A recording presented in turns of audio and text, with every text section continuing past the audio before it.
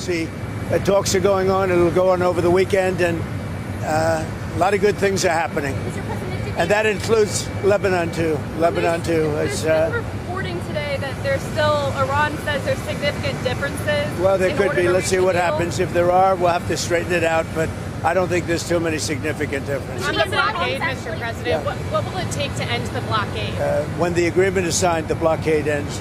As soon as the agreement gets signed, that's when the blockade ends.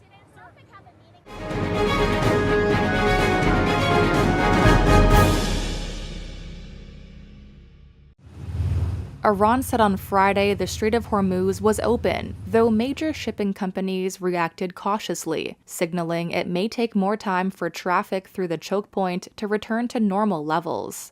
Iranian Foreign Minister Abbas Araghchi said in a post on X, the strait was open for all commercial vessels for the remainder of the U.S.-brokered 10-day truce between Israel and Lebanon. Shortly after, U.S. President Donald Trump posted on Truth Social that Iran, quote, has just announced that the Strait of Iran is fully open and ready for passage. This is Warship 112. But statements from both sides have left uncertainty. Trump said a U.S. blockade of ships sailing to Iranian ports would remain until, quote, our transaction with Iran is 100% complete.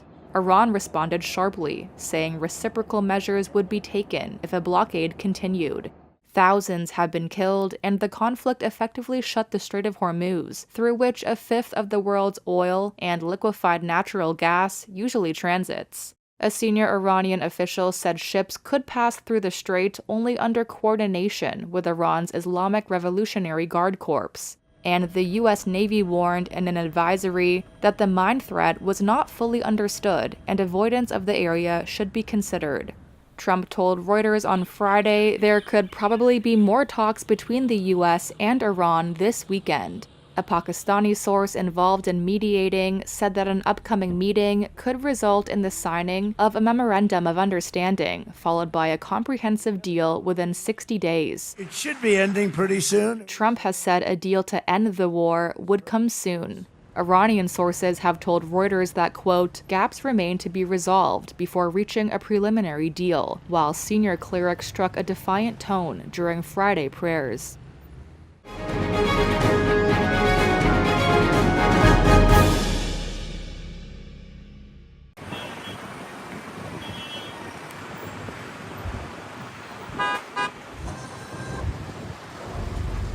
الشمس طلعت تحتفل من ايد القاوم البطل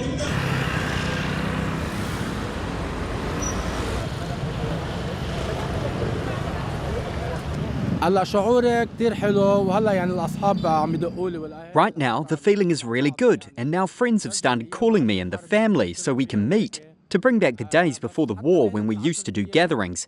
But even the 10-day deadline, I hope it gets extended and that we can reach a point where an agreement would include a comprehensive ceasefire.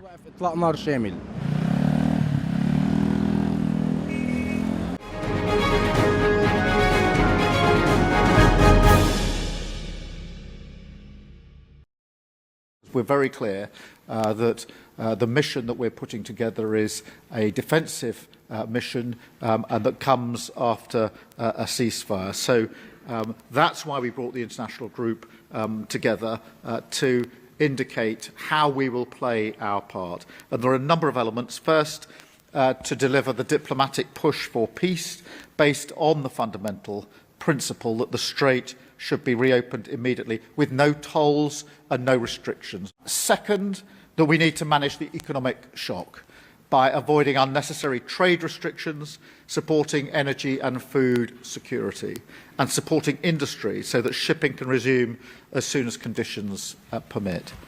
Thirdly, and crucially, we agreed to accelerate our military planning. I can confirm that along with France, the UK will lead a multinational mission to protect freedom of navigation as soon as conditions allow. This will be strictly peaceful and defensive as a mission to reassure commercial shipping and support mine clearance. We invite all nations with an interest in the free flow of global trade to join us. Some have already indicated their readiness to contribute.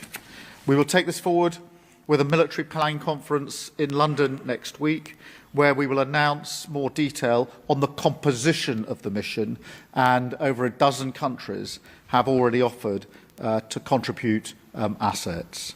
But look, reopening the Strait is a global necessity and a global responsibility.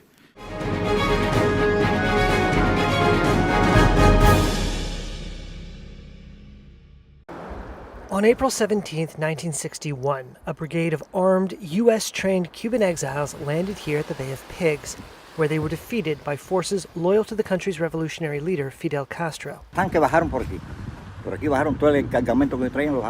Orestes Chamizo is a veteran of that battle. He recalled Castro ordering him and his forces into the woods to hunt down the rebels, where he said more than 1,000 of them sought cover. He says he found 8 of them hiding in a cave. The victory marked one of the Cuban Revolution's proudest moments. Billboards here proclaimed the site where the invaders landed and claimed the ruling Communist Party was forged in this fight.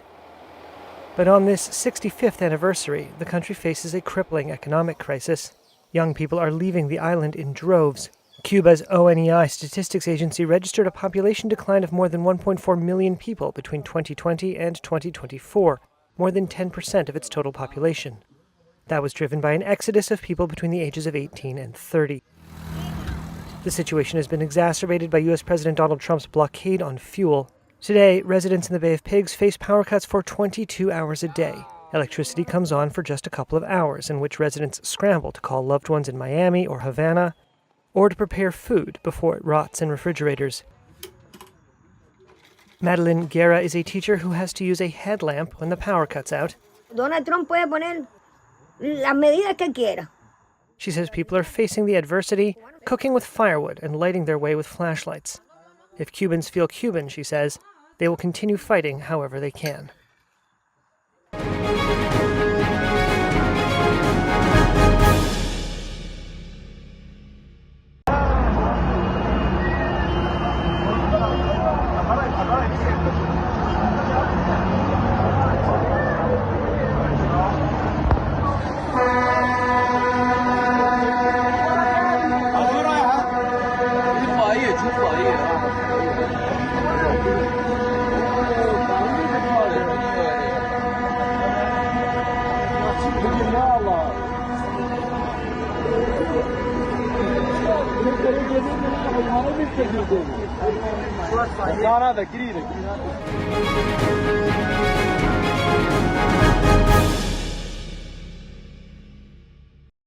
Ford on Friday said it is recalling about 1.4 million of its popular F-150 pickup trucks in the U.S.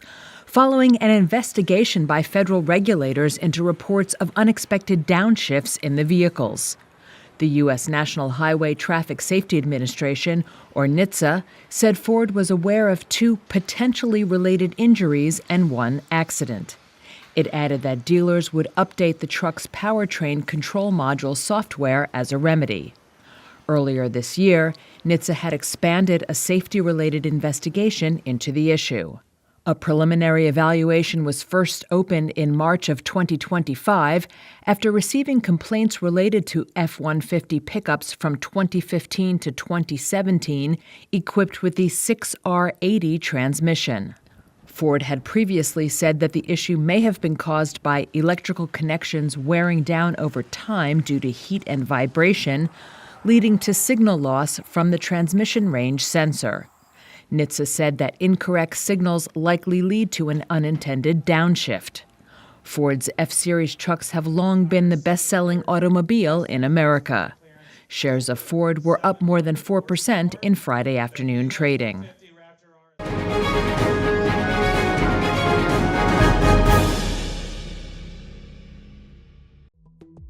From a major Netflix exit to luxury being out of fashion for cost-conscious spenders, this is the week in numbers. As much as 9% is how far Netflix shares plunged on the news of a big departure. Company chairman and co-founder Reed Hastings announced he's leaving after 29 years with the entertainment giant. It comes with Netflix looking for new avenues of growth as sales slow due to competition. The firm also forecast earnings per share in the current quarter below analyst expectations.